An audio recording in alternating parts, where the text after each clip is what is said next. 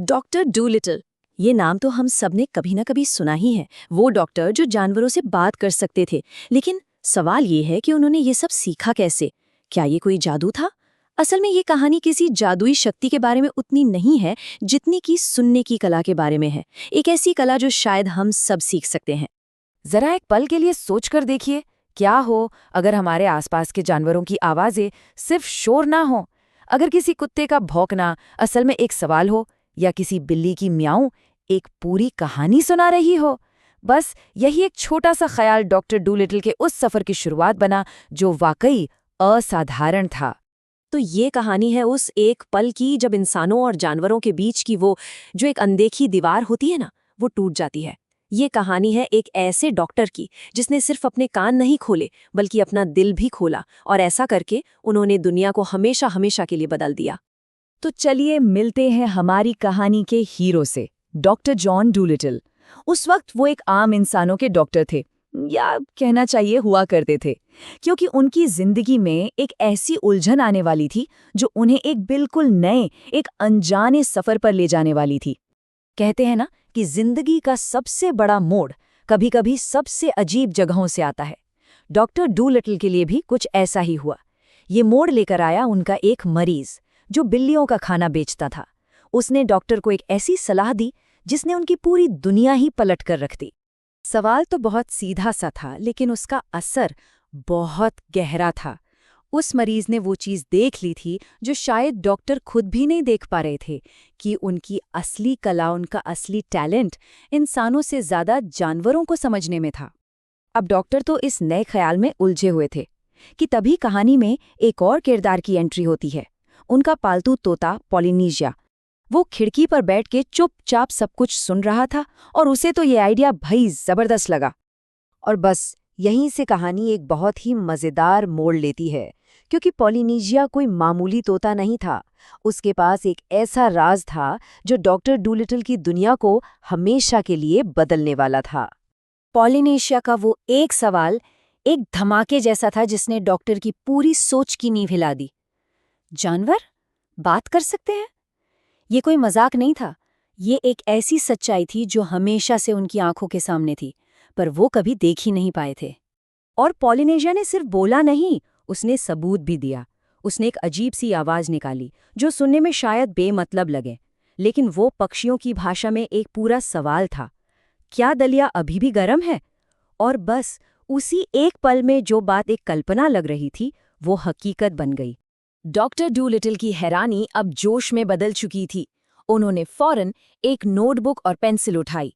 सोचिए, उनके सामने एक पूरी नई दुनिया का दरवाजा खुल गया था। एक ऐसी भाषा सीखने का मौका जो उनसे पहले किसी इंसान ने नहीं सीखी थी। और बस उनका पहला सबक शुरू हो चुका था। तो इस तरह डॉक्टर की पढ़ाई शुरू हुई। पर यह स्कूल वाली पढ़ाई नहीं थी जिसमें सिर्फ शब्द रटने हों। नहीं, ये तो एक बिल्कुल नया नजरिया सीखने की बात थी। जानवरों की दुनिया को उनकी नजरों से, उनकी शर्तों पर समझने की बात थी। पॉलिनेशिया का पहला और सबसे जरूरी सबक क्या था? यही कि जानवर सिर्फ अपनी जुबान से बात नहीं करते, वो अपने कानों से, अपने पैरों से, अपने पूंछ से, मतलब अपने पूरे शरीर से बात करते हैं। उनकी हर एक हरकत एक शब्द की तरह है। कभी किसी गुस्से वाली बतख के फैले हुए पंख देखें, या किसी खुश कुत्ते को तेजी से पूंछ हिलाते हुए? ये सिर्फ हरकतें नहीं हैं, ये एहसास हैं, ये बातें हैं, ये शब्द हैं। डॉक्टर डूलिटल को बस यही भाषा सीखनी थी। और पता है क्या? उन्होंने सीख भी लिया। पॉलिनेशिया की मदद से डॉक्टर डूलिटल जानवरों से बात करने में एकदम माहिर हो गए, और इसी के साथ उन्होंने अपनी पुरानी जिंदगी को पीछे छोड़ दिया, इंसानों के डॉक्टर का काम हमेशा हमेशा के लिए। तो अब डॉक्टर के पास ये कमाल की काबिलियत तो आ गई थी, पर अब असली इम्तिहान का वक्त था, और इसका असर भी फौरन और बहुत गहरा हुआ। उनका पहला असली मरीज था खेतों में हल चलाने वाला एक घोड़ा। और यहीं पर डॉक्टर डूलिटल का तरीका बाकी सबसे बिल्कुल अलग था। देखिए, जहां दूसरे डॉक्टर्स बस अंदाजा लगाकर बड़ी बड़ी गोलियां दे रहे थे, वहीं डूलिटल ने वो किया जो किसी ने सोचा भी नहीं था। उन्होंने सीधे मरीज से ही पूछ लिया कि भाई, तकलीफ क्या है? और उस घोड़े ने जो बात कही वो बहुत गहरी थी। उसने कहा, समस्या ये है कि कोई भी सोचता है कि वो जानवरों का इलाज कर सकता है, सिर्फ इसलिए क्योंकि जानवर शिकायत नहीं करते। असल में उनकी खामोशी को समझने के लिए और भी ज्यादा ध्यान और हमदर्दी चाहिए। और आखिर में पता चला कि घोड़े को कोई बड़ी बीमारी थी ही नहीं, उसकी तो बस नजर कमजोर थी।